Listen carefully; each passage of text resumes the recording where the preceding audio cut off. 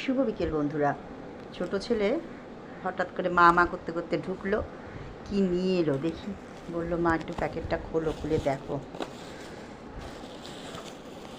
কি নিয়ে এলো দেখি। বিকেলের কি খাবার?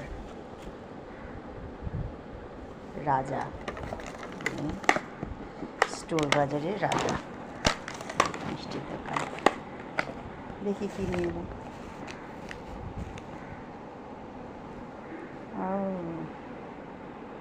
আমসত্ত্ব মিষ্টি, আচ্ছা। আর এটাও তো রাজারই প্যাকেট দেখছি। দেখি কি নিয়ে এসছে আমার ছোটো পুত্র।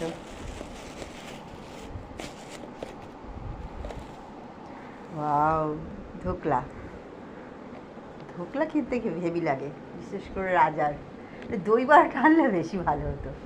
বললাম না খারাপ খারাপ হয়ে দই বড়াটা খারাপ খারাপ হয়ে গেছিলো। আচ্ছা ঠিক আছে, একটা ধোকলা খাই।